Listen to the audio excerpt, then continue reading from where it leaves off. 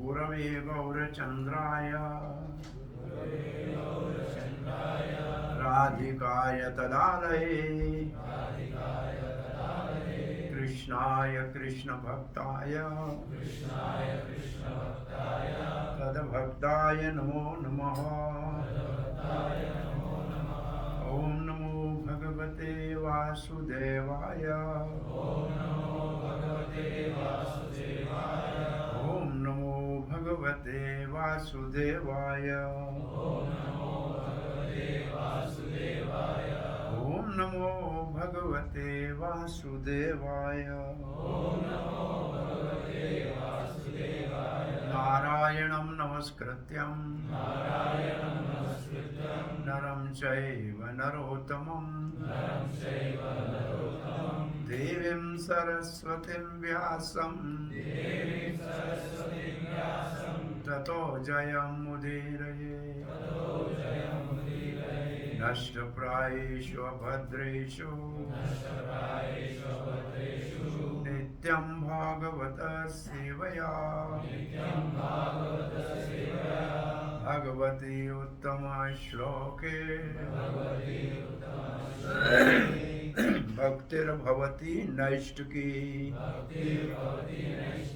Krishnaya Vasudevaya Devaki Nandanaya Cha Nandagopa Kumaraya Govindaya Namo Namah Jai Shri Krishna Chaitanya Prabhu Nityananda Sri Advaita Gadadhara Srivasadi Gaura Bhakta Vranda Hare Krishna Krishna Krishna Krishna Hare Hare Hare Rama Rama Rama Hare Hare Hare Krishna. What deities we have? Is it Gaurita? No, we have Bhagwata and small deities, and we worship the deities from Narsimha Giridhari Mandir, Gandharvika Giridhari Mahaprabhu, Gandharvika Giridhari Mahaprabhu pictures, and Panchatattva and Narsimha Devi. We have small Bhagwata deities. So, Whitefield,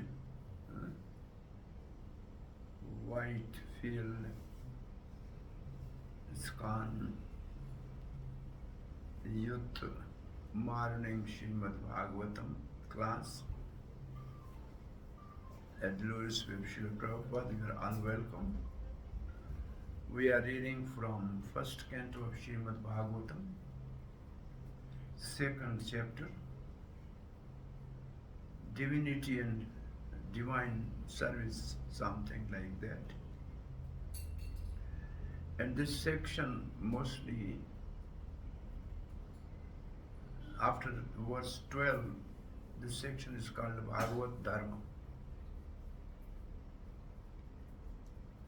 This is the first question asked by sages of Naimisharanya. What is the ultimate benefit for all humanity? And the answer is Savai Punsham Paro Dharmo Yato Bhakti Adokshari. This is the answer to the first question. You memorize and write down the 6 questions asked by the sages of Naimisharanya and what are their answers. So first question is Atyantik Shriya. What is the ultimate benefit for all living entities? And the answer is Parodharma. Right? Parodharma. So what is Parodharma? Parodharma is love of God. So before we start this verse, in a Vedic literature there is a one dharma which is called attaining heavenly planet, Swarga. This is the dharma for karmis, to be promoted to heavenly planet. The next dharma is for jnanis, to merge into the Brahma effulgence, Brahmalin. The third dharma is to have 4 types of liberation in Vaikuntha: Sarupya, Salokya, Samipya, Sarishri. But they are not, all these are not Param Dharma. They are Dharma, but they are not Param Dharma. Param Dharma is Savai Pancham Paro Dharma. So Param Dharma is love of God. And Devrishi Narad says Param Dharma is love of gopis for Krishna. So, for really understanding the Param Dharma, the best reference is Chaitanya Charitaamrita. The discussion between Sri Chaitanya Mahaprabhu and Ramananda Rai. That is actually leading from the ordinary dharmas to the parodharma. Has you ever read that section little bit? The Ramananda Rai and Chaitanya Mahaprabhu's discussion. That is really starting from the lower stage of dharma, and the lower stage is Varnashram. Mahaprabhu said, what is ultimate benefit? He said, Varnashram. Mahaprabhu said, it's out, go further. And then he went to up more, Sardharman Pariteja, he went after that ultimately, when he said, the love of gopis for Krishna is the highest, Mahaprabhu says, this is okay. Say a little more. So, really, in understanding this section, the best reference is discussion of Chaitanya Mahaprabhu, Ramananda Rai. That is Parodharma. So now we have this verse today, this verse from 8 to 11. Today's verse and the upcoming 3 more verses, 9, 10, 11. This section is called Occupational Duties and Krishna Consciousness. Occupational duties means Varna Ashram. Varna means the type of work which we are bound to according to our talents. That's called Varna. And ashram is the spiritual shelter at 4 stages: brahmachari, grastha, vanprastha, and sannyas. They are ashrams. But usually this is Varna ashram dharma. So the 8th verse, now let us recite this verse. Dharamaha swanushtita puncham Vishvakeshena kathasuya No padatyeta yadi rattim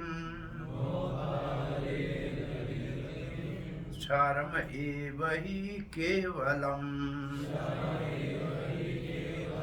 Dharma sonishthitaha puncham Vishvakeshena kathasuya Nopadyeta yadi rattim Sharma eva hi kevalam Dharma swanishtita puncham Vishvakeshena kathasuya Nopadyeta yadi rattim Sharma eva hi kevalam. Now please repeat.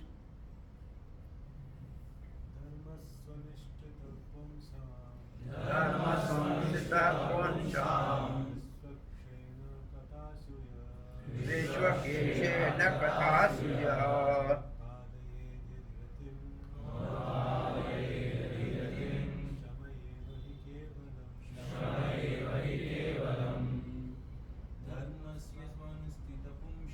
Dharma swanushtita poncham. Vishwakeshena kathasuya. Nopapadyayeta yadeyatim. Sharma eva hi kevalam. Okay. Ratim, what is the meaning of ratim? Attachment. What type of attachment? An ordinary word rati means attachment of young boy and girl. And this rati word in Sanskrit is used for that purpose. And rati in Srila Rupa Goswami's explanation is bhav bhakti. Rati means bhav bhakti, which means spontaneous attachment to the pastime of Lord. Which means we cannot live without that. It's like fish out of water. If there is no Hari Katha, then it's very difficult for us to survive. That is the meaning of Rati actually. In Bhagwat Gita, it's very simply said, Machitta madgat prana bodhayanta parasparam katyantas chanityam tushyanti cha ramanti cha. That katyam is same kathasu. If they don't hear my katha, they will die. Madgat prana. Prana means they give up their life if they don't listen to me. So actually speaking, this word rati is actually pivot for this verse. Kathasu rati. And yati, the word yati in Sanskrit has many meanings. But if, generally if, it means there's a doubt. The one of the meaning of yati in Sanskrit is doubt. So, if there is no bhav bhakti or rati or deep attachment to the Krishna Katha, then no papadyate means awakened. Awakened, it means already there. Like bhav bhakti is already in everybody's heart. It needs to be awakened. So no papadyate means awakening of that. If we have a doubt that there is no love of God in the heart of everybody, I'm just now speaking from a different point of view. Srila Prabhupada had a firm conviction. He has no doubt that bhav bhakti or love of God is in everybody's heart. It is in the heart of the hippies, in the heart of Negroes. Therefore, he simply tried to bring it out. If it would not have been there, how could it have come out? So it means no papadyate means that love which is in everybody's heart, if that is not brought out, if we have doubt, then sharam eva hi kevalam. Sharam means labor. The fourth class Shudras are called sharmik. Sharmik means they do labor. It's not intelligent work, but it is a manual labor. So eva means, eva is a very small word in Sanskrit, but it's a very powerful word, very assertive word. Eva means only. Like tumeva mata cha pita cha. So eva means only, exclusively. He means certainly. It's and Sharm ev hi kevalam. So ev and keval has the same meaning. Then it is simply a waste of time. It's a hard labor.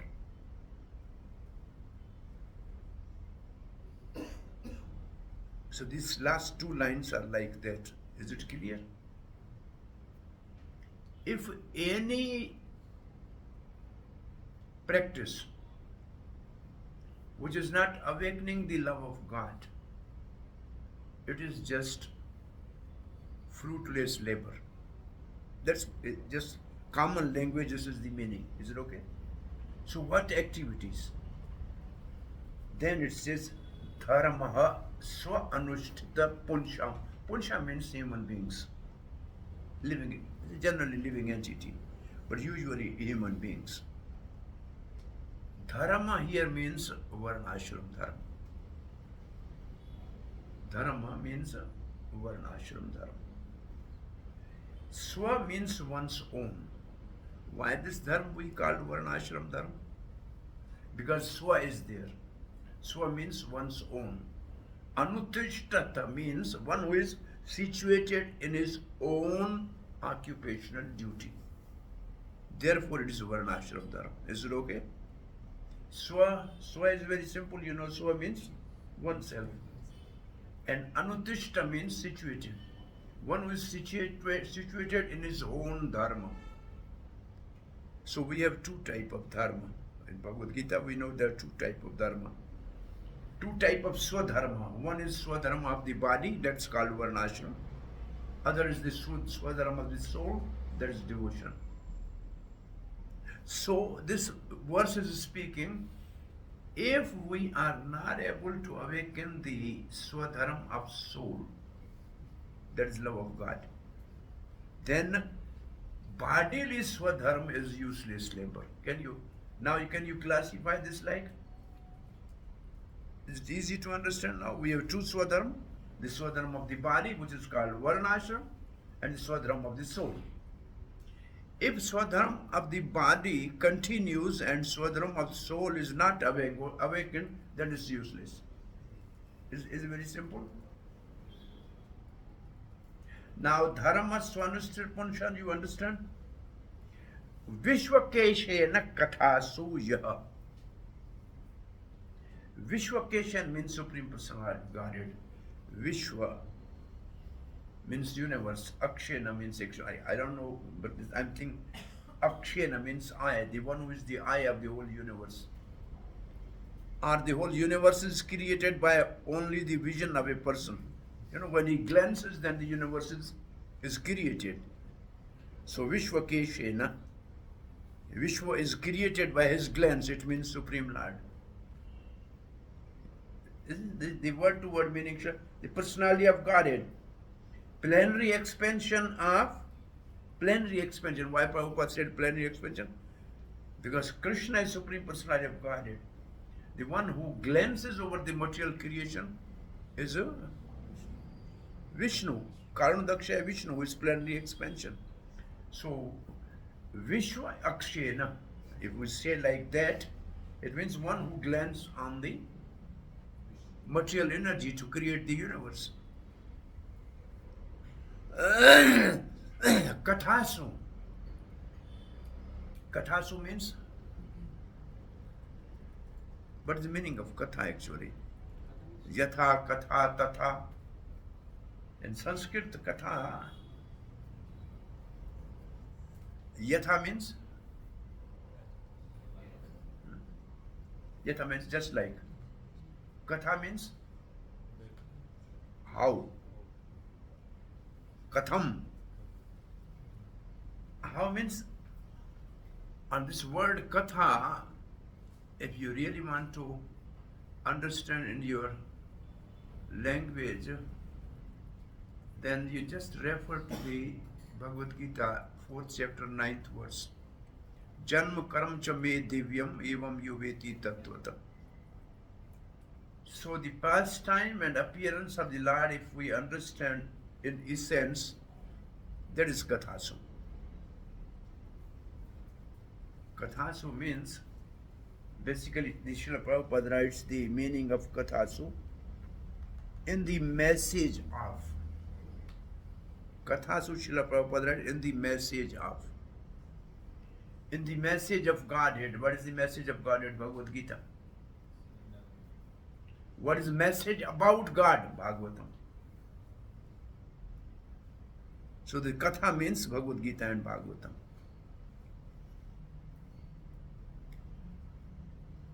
Bhagavad Gita is the words of Krishna. It means what he speaks. Bhagwatam is what Krishna does, the activities of the Krishna. And Chaitanya Charitaamrita is what Krishna think. What one says you can hear from outside, no problem. But when you go inside the home, then you can know what he is doing. But even you are living with him, it is not very easy to understand how he is thinking. Therefore, Bhagavad Gita, higher than Bhagavad Gita is Bhagwatam, and higher than Bhagwatam is Chaitanya Charitaamrita. So this Kathasu actually means understanding the message of Krishna. The message of Krishna is Bhagavad Gita. The message of Krishna is message about Krishna is Bhagwatam. And message about how Krishna thinks is Chaitanya Charitaamrita. So this all is included in Kathasu. And Srila Prabhupada writes in one of the purports, when we chant sincerely, then we will develop taste in reading Gita, Bhagwatam and Chaitanya Charitaamrita. So how Rati will develop? In Kathasu means Gita and Bhagwatam, when we chant Hare Krishna very sincerely and attentively. That's a very easy method. And this chanting of Hare Krishna is the Swadharma of soul. It's not Swadharma of body. Because by chanting what we are asking, please engage me in your service, right? And service is of the constitutional position of soul. Jivera Swarupai Krishnera Nityanas. Very simple. So therefore this chanting of Hare Krishna is actually most important for developing or awakening Rati for Krishna Katha. Is it okay? So in this way, we just only analyze some words of the verse. Now we are reading, if you want, we can read word to word meaning. Dharmaha, occupation. Swanushtitaha, executed in terms of one's own position. One's own position means as a Brahmana, Kshatriya, Vaishya, Shudra. Or brahmachari, one person, yeah, something like that. Punsham, of humankind. Vishwakeshena, the personality of Godhead, plenary portion. Kathasu, in the message of. Yaha, what is? What is the message? Na, not. Upapadyate, does produce. This translation of this first canto, Srila Prabhupada has done before establishing ISKCON. Before establishing ISKCON, this is done in Vrindavan. And here Prabhupada is using the language, old British type of language. Gradually after establishing ISKCON, most of the editing is done by Americans, so the English is different. First canto's English is a little different than the rest of the cantos. This is what Srila Prabhupada's own personal, English of the British time. So he's writing like that. the message of. And then you have what is not upadit, does produce. Does produce means it's already there. You have to bring out. Yadi, if. Yadi, if. Ratim, attraction. Sharamaha, useless labor. Ev, only. He certainly. Kevalam, entirely. Translation by Srila Prabhupada. The occupational activities of man perform according to his own position are only so much useless labor if they do not produce attraction for the message of personality of Godhead. Chakravartipad translates like this: Varna ashram dharma, he simply writes directly, Varna ashram dharma of the human being, Puncham, which does not produce attraction for topics of the Lord. Message of the Lord, topics of the Lord, is only wasted effort, useless labor. Now Srila Prabhupada's purport.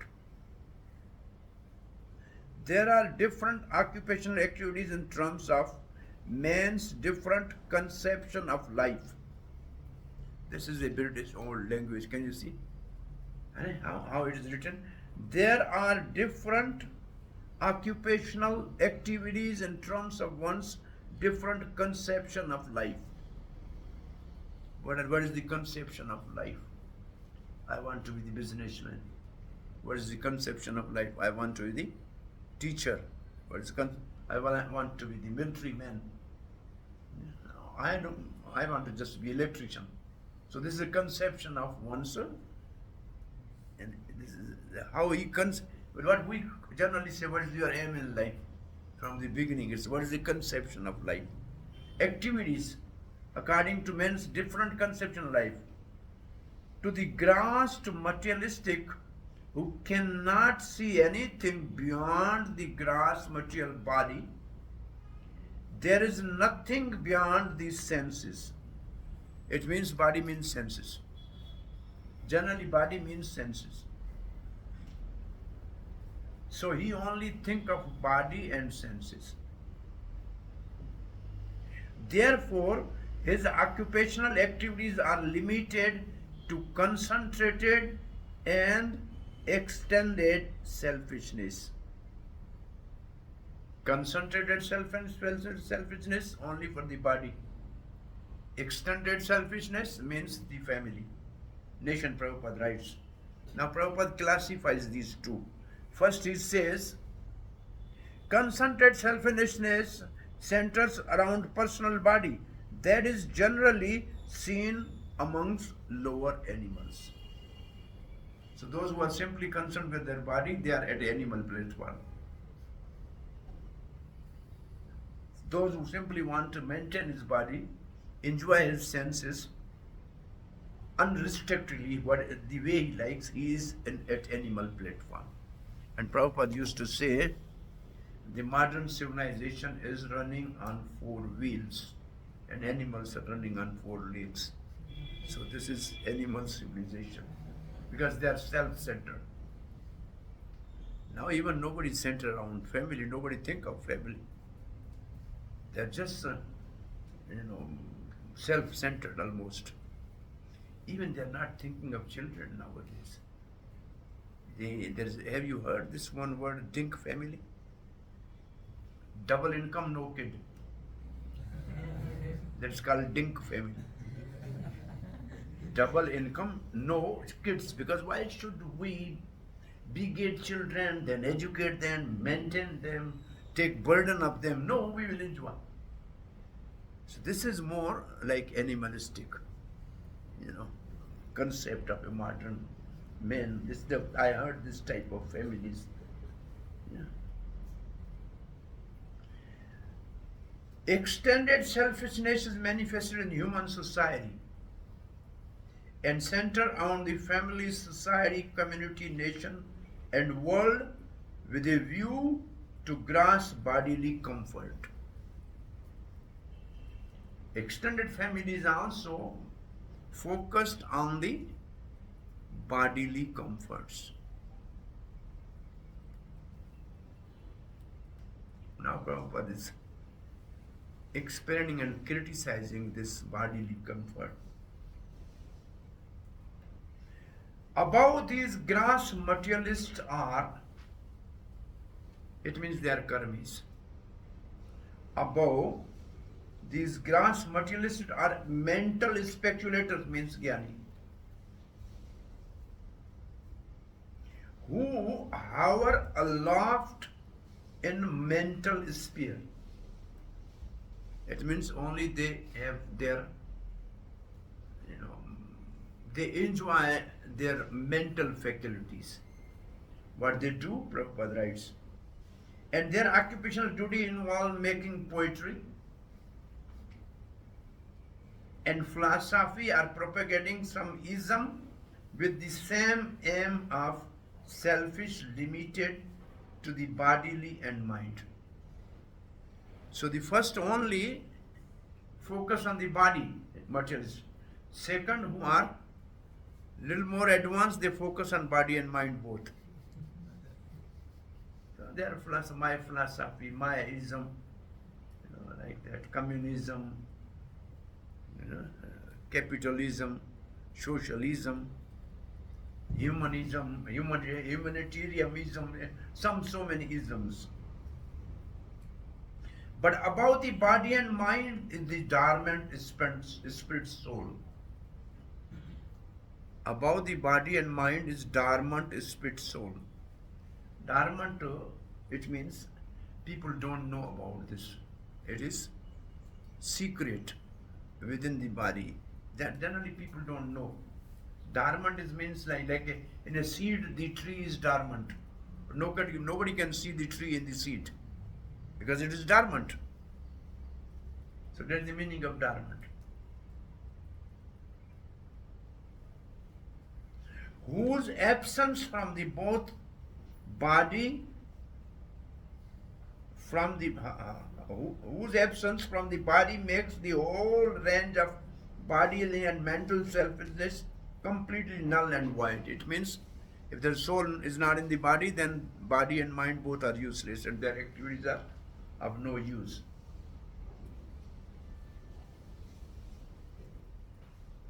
But less intelligent people have no information of the needs of the spirit soul. So what are the needs of the spirit soul? Like we have a need for the body, material body. Have breakfast in the morning, afternoon lunch, dinner in the night, then a good sleep. These are the needs of the body. And also different type of engagement for the senses. So what are the needs of the soul? What are the needs of the soul? Soul by nature is active. So it needs to be actively engaged. In Srila Prabhupada's formula, the food for the soul is morning Bhagwatam class, evening Bhagwat Gita, and in the night Krishna book. This is the needs of the soul. Like a lunch, dinner, and a glass of milk. It's a morning breakfast, then full lunch with morning breakfast is Bhagwatam. Eat like prince in the morning. In afternoon, eat like king, Rajbhog. Night, eat like beggar. My glass of milk is okay. This is the standard way of eating in a Vedic system. Like a prince in the morning, a king in the afternoon, and a beggar in the evening. So, what are the need of the soul?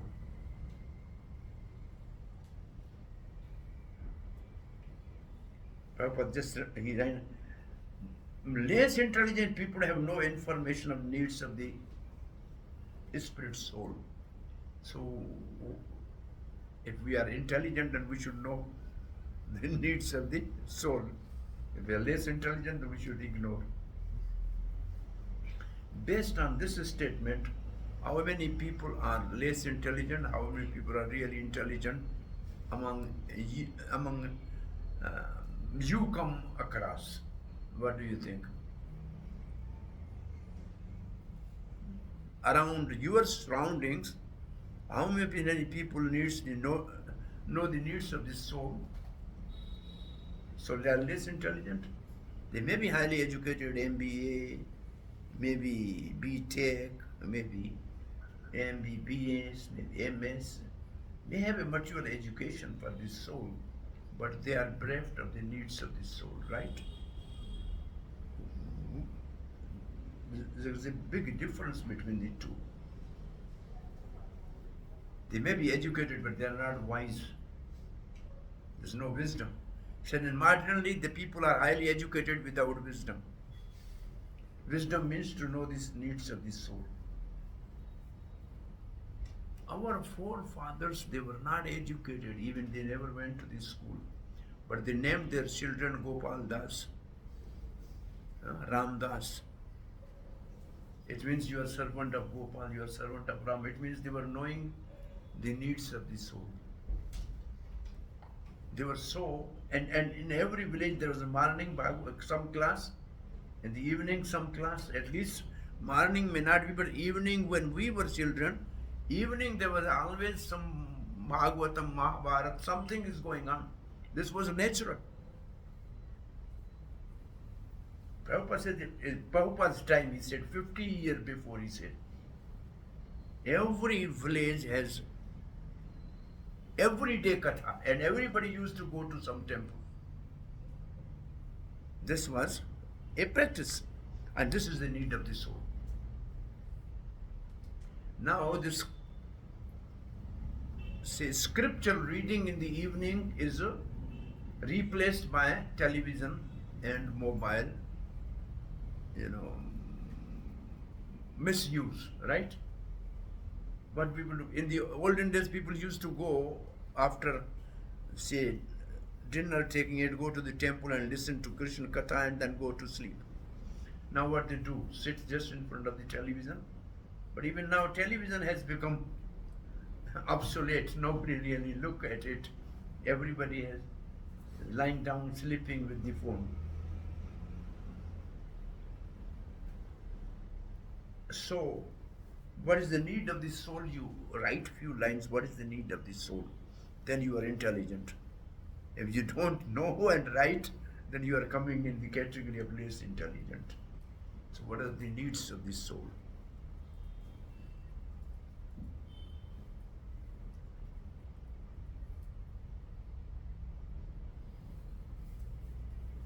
Can you throw some brainstorming? What are the needs of the soul? Chanting, calling upon holy name, okay? It's a crying of the soul, actually. Srila Prabhupada says chanting is crying of a newly born, a genuine cry of a child for mother. Chanting is a genuine cry of a child for the mother. So it's the cry of the soul. So one most important need of the soul is chanting. Why we are chanting? To engage in the service of the Lord, which is our constitutional position. Okay, what else is the need of the soul? Engaging practically in the service of Lord. Engaging practically in the service of Lord, which means cooking in the temple, cleaning temple, deity worship. This is the need of the soul. Deity worship is a samadhi with open eyes. Because you open eyes, samadhi with open eyes, you see the lotus feet of Lord, put something there, ornament, then see, or another, the eyes, put something there, put ear, It means you see the Lord with open eyes. The yogis see with closed eyes in samadhi. So really worship. So practically speaking, Pancha Anga Bhakti, 5 Anga Bhakti, is the need of the soul. What do you think? Hearing Bhagwatam, worshipping deity, associating with devotees, chanting holy name, residing in the temple, means abode of the Lord. These are the needs of the soul. What do you think? Srila Prabhupada has actually given this capsulated program for all temples, these 5 things, just to fulfill the needs of the soul. And with these needs of the soul, your needs of the body are automatically fulfilled. Because you listen Bhagwatam, Prasad is ready. You have not to worry from where it comes, who cooks, what is the rate of the different vegetables. You have nothing to worry. Your class is over, chanting is over, class is over, and the mount of Prasad is ready for you. Over the hill. Anyway, well, but generally there are 1-2 sabzis, there's some rice, dal, some sweet. I don't think any house has every day that many varieties. At least there's no sweet in every house every day, right? And I'm just saying Vrindavan are some big centers. 2 sabzi, dal, rice, puri, chapati, something, pakoda, chutney, some sweet. This is not possible in every house every day. What do you think? So need of body are more comfortably fulfilled with the spiritual need of the souls, right? So it's a twin together. If you practice 1 second, it's normally available. But only you practice needs of body, then you have to run from restaurant to restaurant. Only you have to order something and then look in your pocket, and then you become completely under great anxiety. I spent 500 rupees today for the dinner, so I have to earn now. So you will be in anxiety, right? Bangalore is a little more costly. Bangalore is costly? Yeah. Eating out means cleaning your pocket.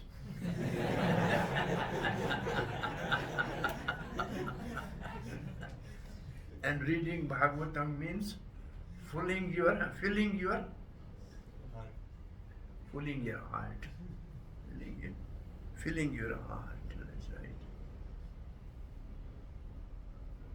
So now we are going to the next paragraph by Srila Prabhupada.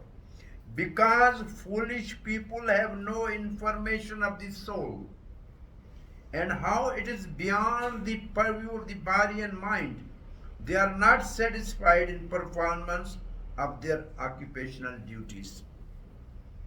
So they are working very hard, but they are not satisfied. They have more money, they have more cars,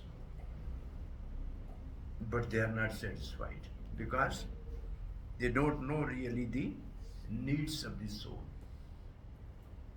Because the satisfaction, peace, bliss is the nature of the soul. It is not nature of the body. Not nature of the body. What is the enjoyment in the body? Is liver enjoying?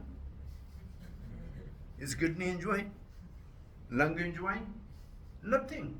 Only tongue is enjoying.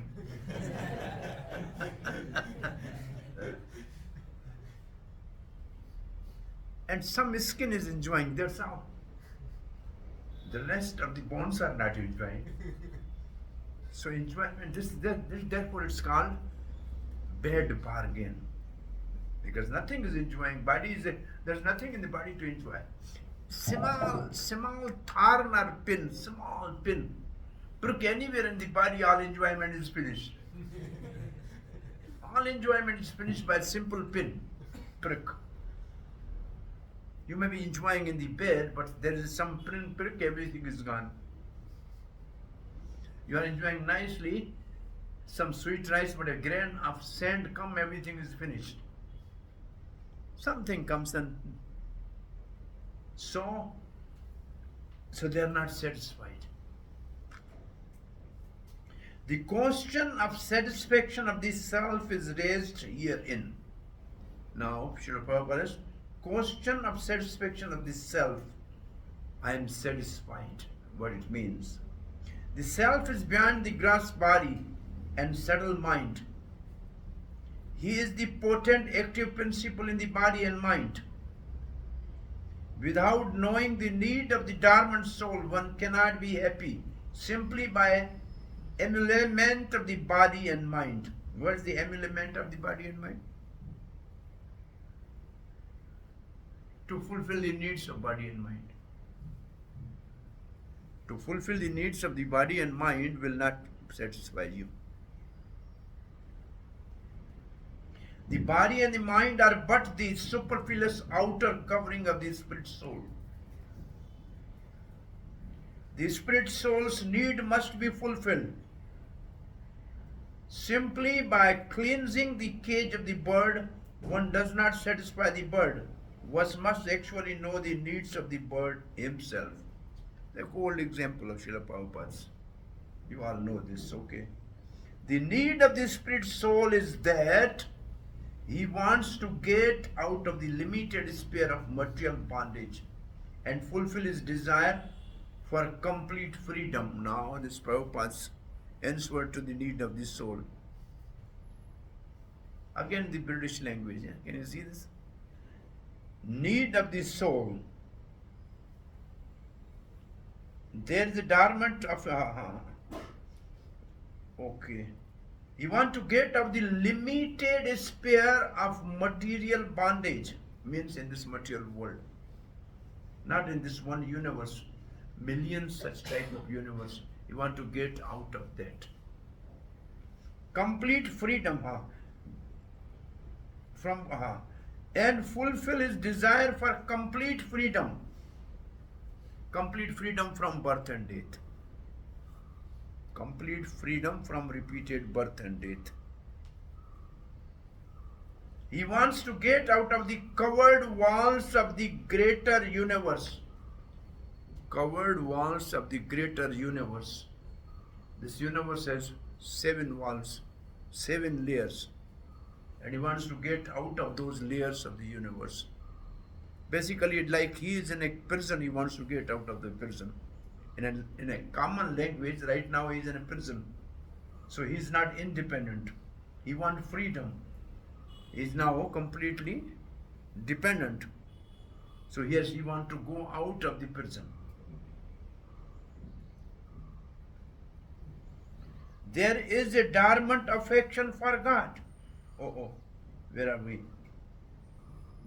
He wants to get out of the covered walls of the material universe. He wants to see the free light and the spirit. He wants to see the free light and the spirit. Because this material world is dark. By nature, the material world is dark.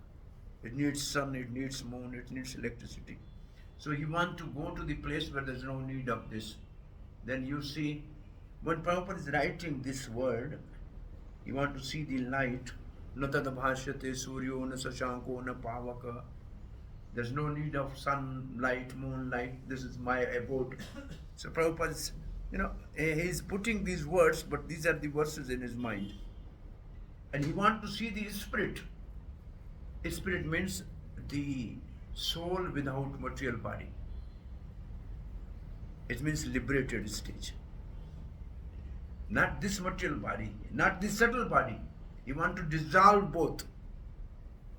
Because by death only material body is finished, but the subtle body carries the soul to the other body. And he is still in bondage. He is in this material universe. Maybe in other universe, but he is within the prison house. So you want to get out of that and see the light, which actually means Brahma Jyoti.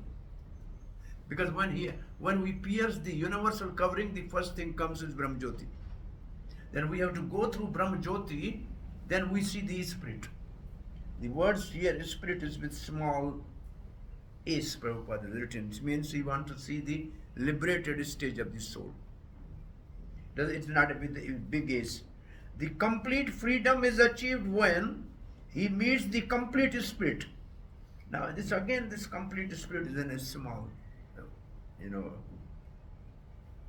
this is how you translate this. The complete freedom is achieved when he meets the complete spirit, the personality of Godhead.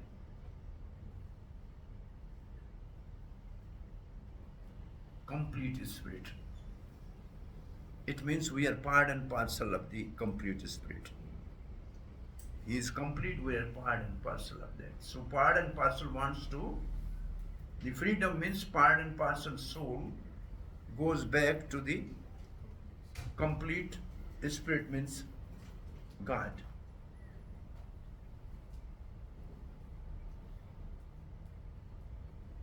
There is a dormant affection for God within everyone. Dormant affection for God means Bhav Bhakti. This is in everybody's heart. Dormant affection means Bhav Bhakti, which is in everybody's heart. It is dormant. And how to really, when the seed is dormant, how you get tree out of the seed? By sowing and cultivation. So devotion is cultivation. Devotion is cultivation. So this sadhan bhakti is cultivation, by which bhav bhakti is awakened. Sadhan bhakti is a cultivation by which bhav bhakti is awakened, which is already dormant within soul. Prabhupada's example for this is, when child is born, walking is dormant. You have to wait for some time and give him some facility that he learn walking. Because walking is dormant in the child. But there's no flying in the human child. You may give him any good tutor to train him flying, but he cannot fly. Human child cannot fly because it's not inside him. There's no seed of that. But walking is there. So, Rati for Krishna Katha, or Supreme Lord and His message, is already there. That's what Prabhupada says. As a dormant. Dormant affection of the God within the everyone's spiritual existence is manifested through the gross body and mind in the form of perverted affection for a gross and subtle matter. What Srila Prabhupada is writing now is, the first line he has written, gross materialistic are attached to the body and needs of the senses. Why it is affection? Body is a matter. Devil has no affection for you. Why body has affection? Because there is soul. Soul is reflecting, perverted reflecting, through the body and mind. And now you meditate on this statement. Love of God is natural, but it is perverted into the lust in material world. Lust means to fulfill the desires. It's a perverted reflection of the pure love of the God, which is the nature of the soul, which is perverted reflection through the body and mind. Body means selfless, say desires, and mind means poetry, philosophy, isms. This is all perverted reflection of the love of God, actually. Kamesha, Krodesha, Rajogun, Samudbhava, Ma, Sanoma, Pap, Ma, Vidya, Everina. In the purport of this verse, Srila Prabhupada writes, this calm or the desire is perverted reflection of love of God. So these two words Srila Prabhupada has written, can you see this? Grass, body and mind in the form of perverted affection for a grass and subtle matter. So this is what he has written in the first two lines. Materialistic for body, and then a little more advanced for the mental, poetry and all this. This is what Srila Prabhupada is writing here in this line. And what is this? This is perverted reflection of affection for God.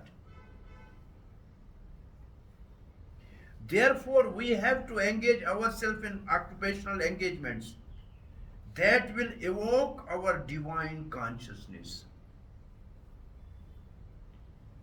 So, whatever activity we are doing, we should engage in such a way that we evoke our divine consciousness. Evoke means to awake. Our divine consciousness means love of God. Divine consciousness means symptoms. Consciousness is symptom of soul, and divine symptom of soul is love of God. This is possible only by hearing and chanting of the divine activities of the Supreme Lord. Now it is coming actually the needs of the body, needs of the soul. Yeah. Hearing and chanting the divine activities of Supreme Lord, Katha. This is Kathasu. Hearing and chanting. Here chanting means speaking. Sukdev Maharaj is Acharya for Kirtan. So what he is doing is speaking Bhagwatam. So chanting and hearing. Therefore we have to engage ourselves in occupational engagement. This is possible only by hearing and chanting the divine activities of the Supreme Lord.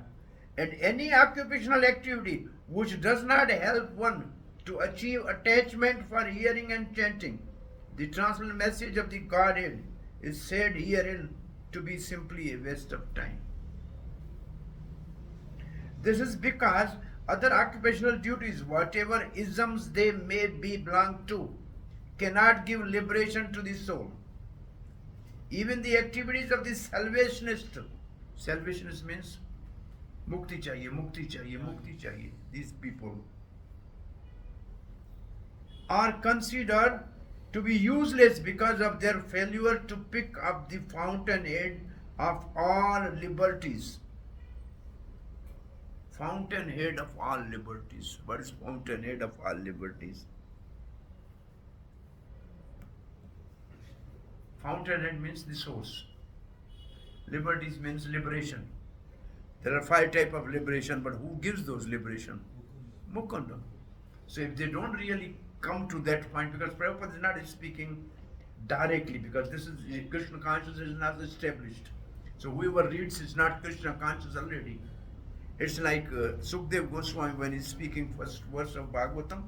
He says Satyam Param Dhimai. He doesn't say Krishnam Param Dhimai. Because so many people were there from different faiths.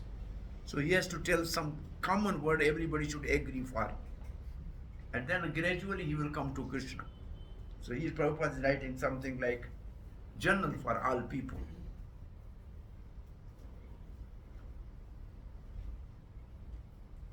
The gross materialist can practically see that his material gain is limited only to the time and space. Time means as long as he will enjoy. Space means only in this world or in the next world, not beyond that. Time and space. Time means as long as we live, we will enjoy. Space means we can enjoy in this world or in the heaven. That's it. That's the meaning of this. Either in this world or in the other. Yes, Prabhupada has written.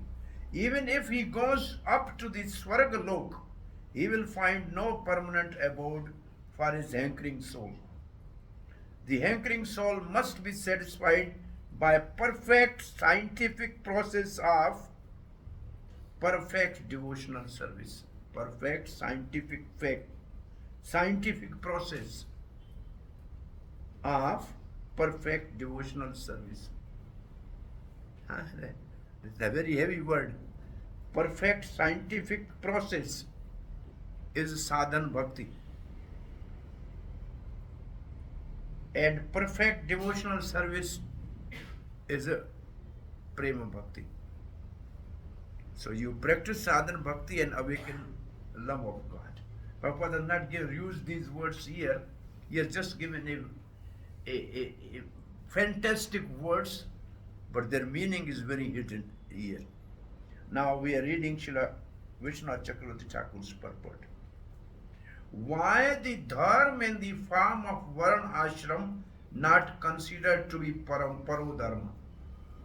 He raised the question. Why Varna ashram dharma is not paro dharma? Reason. This verse answers that the dharma undertaken by men, Brahman, Kshatri, Vaishya and Shudra. He is saying Brahman, Kshatri, Vaishya and Shudra. Varna. Which does not produce attraction for talks about Supreme Lord is completely useless. The Shruti says, Shruti means Ved. What Ved says? Prasad has come for offering. Shruti says when you hear, then prasad will come. Yeah. Karamanaha pitrihi loke. By performance of the Varna ashram duties, one goes to the Pitralok in the material world. Bradharnika Upanishad. So it means if you do only your occupational duties, then the highest place you can go is to the Pitralok. In the early days when Prabhupada write Pitralok, the translators, they were not aware what is Pitralok. They said tree. Pitra, they don't understand, the tree lok. Planet of trees. What tree? Planet of trees. Planet of trees. So, These are the mistakes. Planet of trees. It's a Pitri lok actually, planet of trees. So this is the place they can go. Okay? Okay, now performance of the Varnashram duties does not produce attraction for Lord. This is clear from Narad's statement in the 4th canto. Varnashram cannot produce love of God. This is what 4th canto. Kim janam bhi stri bhi raveha shauk savitra yagnakai karam bhirva trai prokta purusho api vibuddhasyush.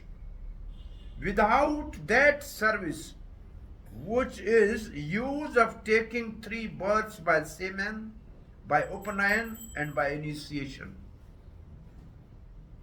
3 births. One is from mother and father. This is called sukar or semen. Second is called Upanayan, which means putting a sacred thread, going to the Vedic school. Upanayan means pulling somebody up. And that is actually yajna. This yajna pavit sanskar or sacred trees and sacred ceremony is called Upanayan. And then is yagyaka, which means you get initiation. So these 3 births. What is the use of these 3 births? What is the use of ritual acts mentioned in the Veda? What is the use of the lifespan of the devatas for a human being? They are all useless because the no love of God is. And then Kim va yogena sankhena nyasa swadhyayoropi kim va shriyobhir anyascha nan yatra atma pado hari. What is the use of yoga, sankhya, sannyas, study of Vedas, other auspicious acts in which the Lord does not give realization of himself? There is no use of all these things. It's useless. Because it does not produce attraction for topic about Krishna. Lord is merely useless endeavor. Because of the temporary nature of the result of performing Varnashram duties, such as attainment of the Pitralok, one should give up those duties, Swadharma, and perform Parodharma, mentioned in the previous verse, consisting of hearing and chanting about Lord. Then, however, it is also said, counter argument, अस्मिन् लोके वर्तमान स्वधर्मिस्थो अनग्ध शुचिः ज्ञानं विशुद्धम आपनोति मद्भक्तिं च यदृच्छया.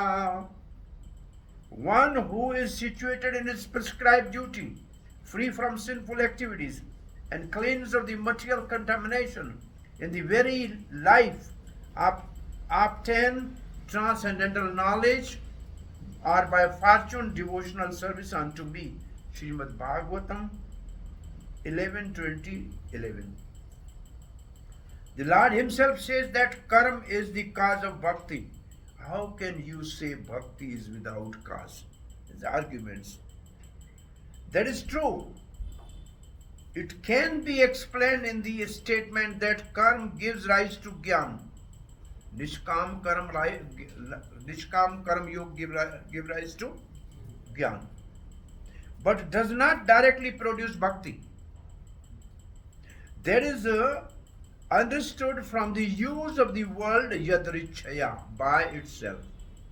In the verse, pure bhakti is independent yadrichaya, indifferent to other processes. If by good fortune it happens to appear in a person, then he attains attraction for the Lord's topic. The meaning of the yadrichaya is by itself. By explaining the verse in another way, the self-manifesting nature of the bhakti would be lost. Therefore, such meanings are rejected. Thus, even Nishkam Karma Yoga is not cause of bhakti. That is said in the present verse. Paro Dharma is understood from the verse 1-6. Savai Puncham Paro Dharma. All dharma other than that, undertaken as one's duties, swanushrita, even if they are nishkam, and which do not produce affection, ratim, for topic about Lord, are only useless labor. The word yati here indicate disgust generated from wasted labor. Disgust. Maithili means dictionary says yadi indicate disgust or doubt. Or yadi can be used to express doubt where no doubt exists, as in yadi veda pramanam. If the Vedas are proof, or in the sentence dhatte padam tvam avita yadi viganna maurdani. You, the protector, place your foot on the head of the obstacle. Yadi express certainty. Anyway, these are more Sanskrit. It means you may not be relishing it. But I'm just reading translate. There's almost one page. Shall I read this or leave it?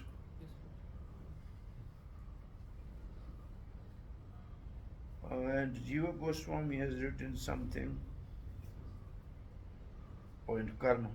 If the dharma, by not taking support of Vasudev, does not produce taste for description of the Lord's pastimes, Kathasus means Lord's pastime, Jiva Goswami writes. If it does not produce result, Sharma, this is stated because taste for Lord's topic is best, and in every case, the first result. Taste for other types of worship of Lord is also indicated by this. The word ev indicates temporary nature of swarg and other result of the karma for enjoyment. The word he indicates that there is suitable proof in Shruti. For instance, it is said, Tada yate karma jito loka kshiyate, the result of the karma are temporary. The word keval indicates that the result of the dharma, which produce detachment and liberation, are not to be attained, as well indicate the temporary nature of the siddhis. It means the siddhis means yogis and the jnanis. they will not get this. The proof is indicated by the word he as follows. Yasya devaha para bhakti yatha deva tatha gurohu tathaiva kathitahe artha prakashanti mahatmana. One who has devotion to the Guru as much as he has for the Lord manifest knowledge of the scripture. Shriya Shrutim Bhaktim Mudeshaya Vibhuja Brahma is speaking. These verses are quoted here. So I think we end the class here. What we have learned today now, let us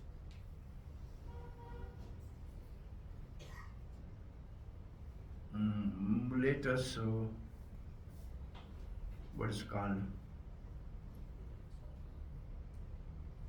pick few points out of the total class today. What is practically for us?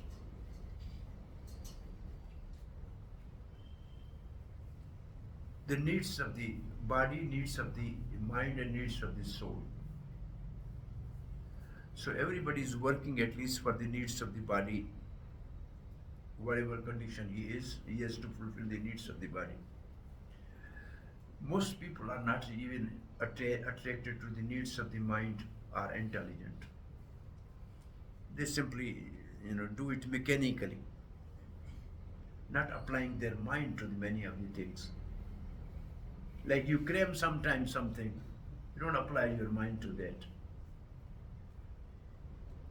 But most of the people don't know the needs of the soul.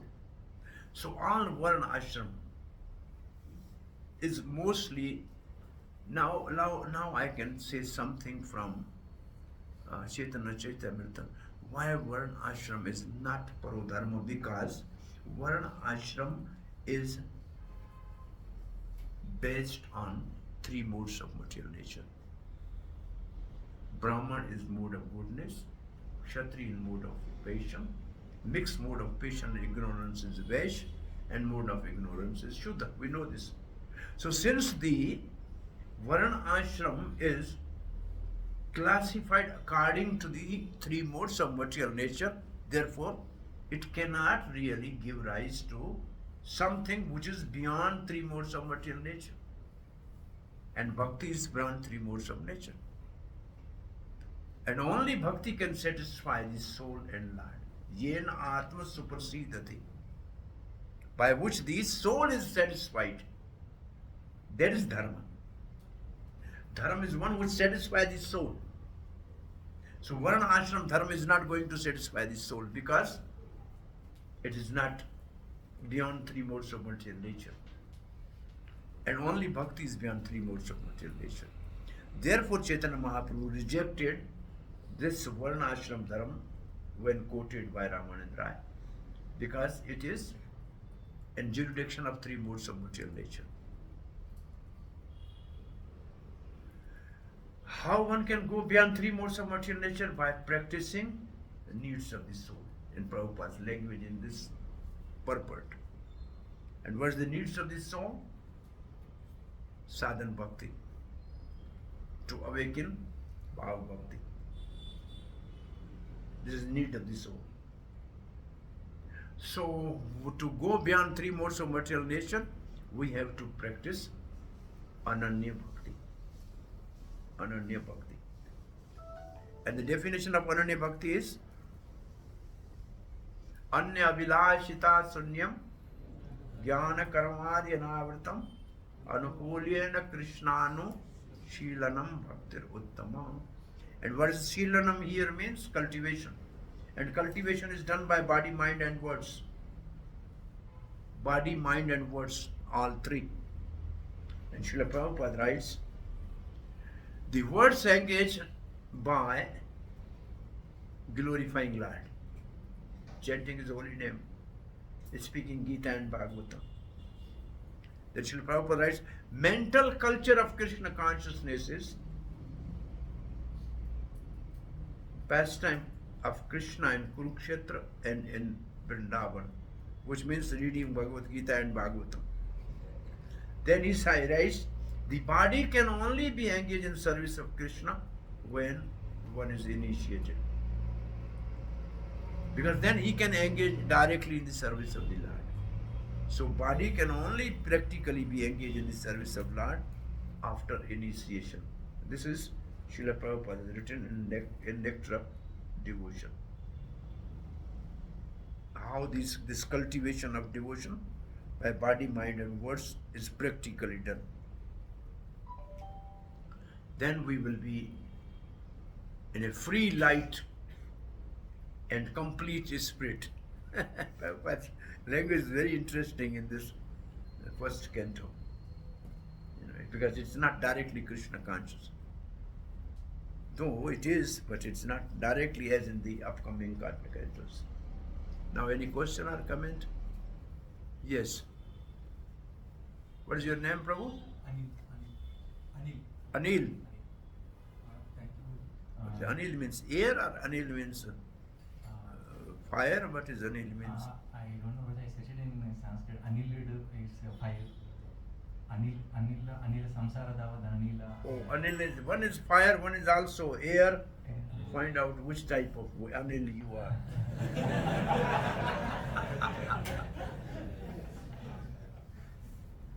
Yes, Anilji.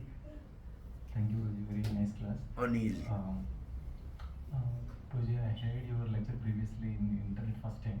In the entire fourth canto, I heard you Brahmana, Kshatriya, Vaishya, Shudra, how they were implemented in the Dhruva Maharaj case, in the Prutma. I was impressed a lot. It's like an entire fourth canto, the glimpse I heard from you.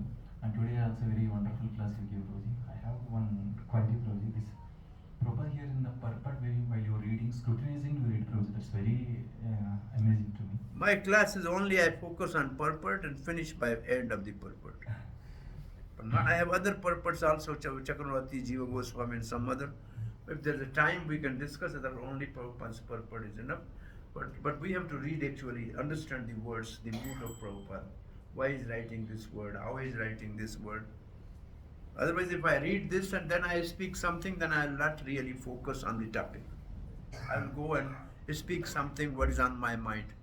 Maybe what is last night I read, I will speak that. Maybe something news yesterday I read, I will speak that. Usually when you finish purport and then you speak what is on your mind fresh. This is general tendencies like that. Because mind cannot retain the old things. Only the recent things, maybe something happening outside you have in your mind, you speak that. But this you focus on Prabhupada's part and dive deep into the purport. There's a lot more. You can find actually the different verses, Prabhupada's paraphrase and some. I relish this. Yes, Prabhu. So I will read that statement once again, Prabhuji, the purport statement. So therefore we have to engage ourselves in occupational engagements that will evoke our divine consciousness. This is possible only by hearing and chanting the divine activities of the Supreme Lord, and any occupational activity which does not help one to achieve attachment, hearing and chanting a message of Godhead is said to hearing, simply waste of time. So here my question is, if dormant love of Krishna that has to evoke, only it's possible by hearing, and it's Prabhupada mentioned that only it's possible Only by hearing, chanting Prabhupada means Navada Bhakti.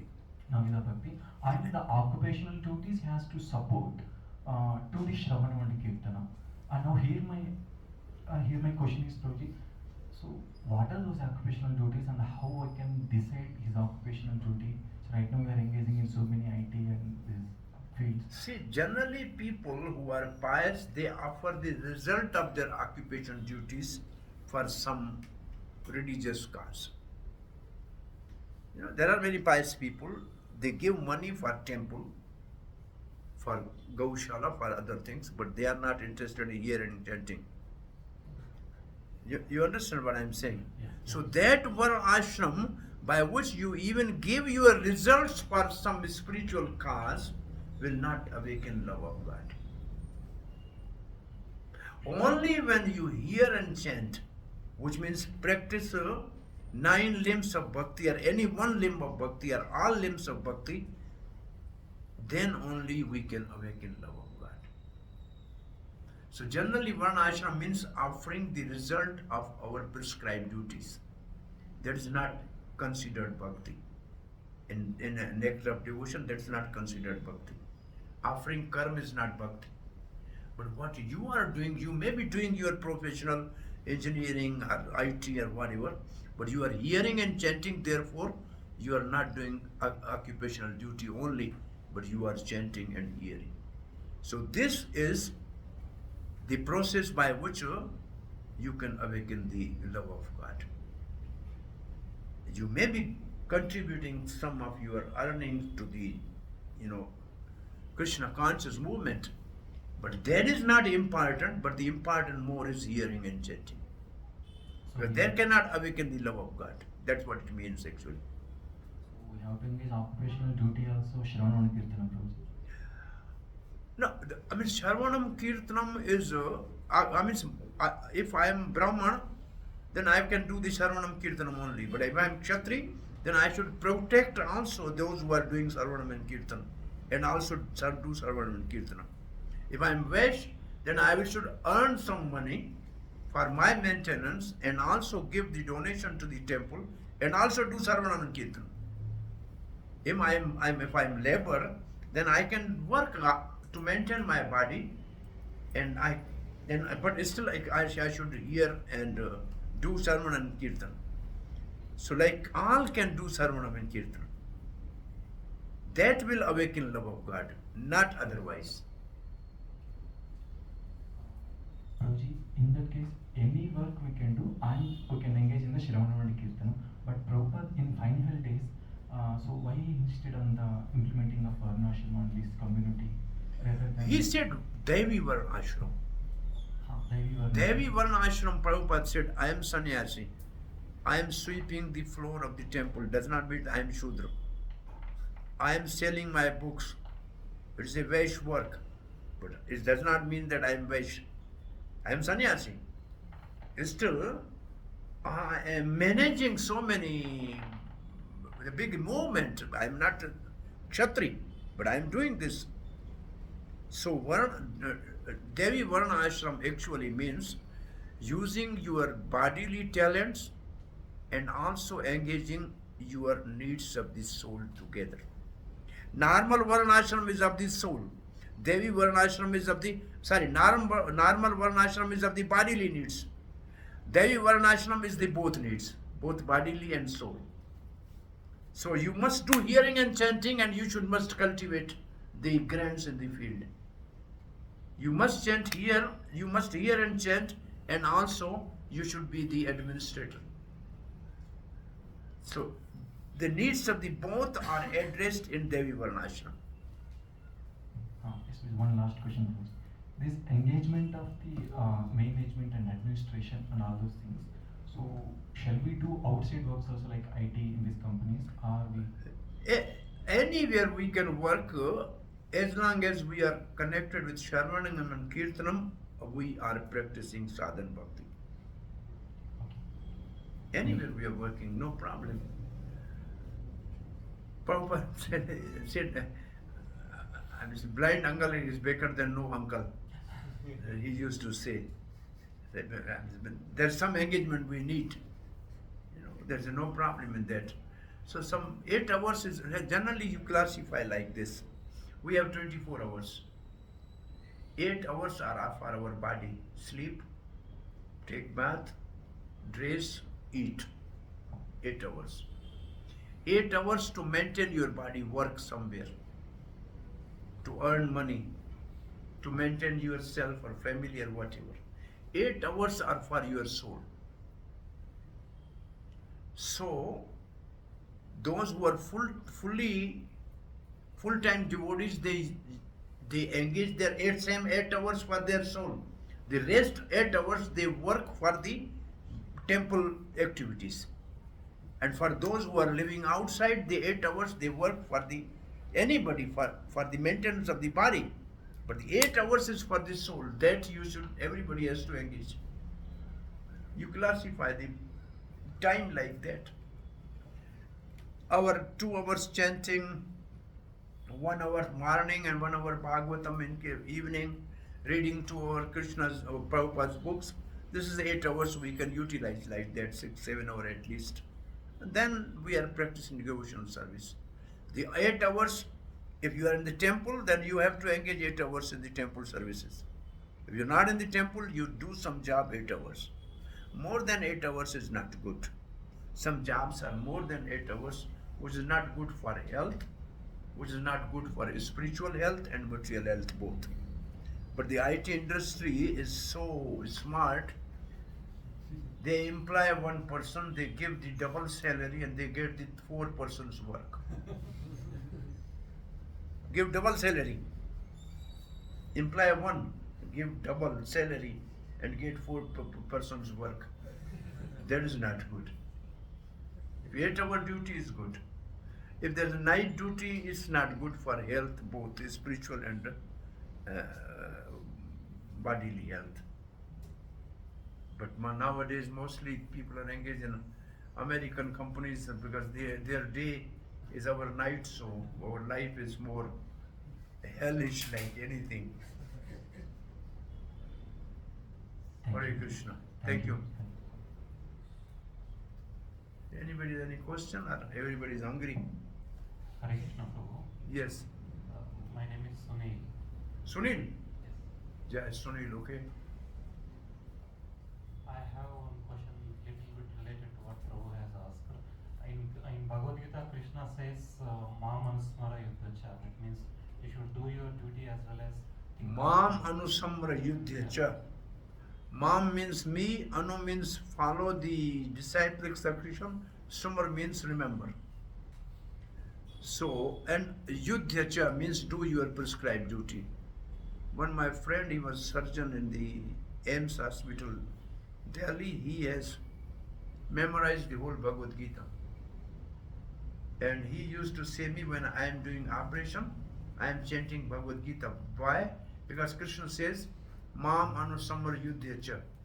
So I am doing operation, which is my occupational duty, and Anusamar means I am reading, I'm chanting his words. So he was practically using this. He was telling me like that. So what it means is, you perform your occupational duty and simultaneously Anusamar. Sumar, actually Sumar means chanting. The mala, this our beads, and chanting on the beads in Sanskrit is called Sumrani. Beads are called Sumrani. Sumrani means on which you remember God. So Mam Anusam means chant holy name every day and practice your occupational duty. So Sumra means chanting, remembering. Remember me through reading Bhagavad Gita, my message. Remember me by hearing Bhagwatam. Remember me every day by chanting Hare Krishna and do your occupational duty. That is a Devi Varnashram. That's okay. At that time, Krishna was right there. So Arjun can think of Krishna because he was sitting next to him. For us, how can we do Anusama? We have to read the message of Krishna. Prabhupada says Krishna and message of Krishna are non-different. Yes. Okay? Thank you very much. Hare Krishna. Srila Prabhupada ki jai. Gaur Bhakti Bandha ki jai. Thank you very much, Prabhuji, for giving us your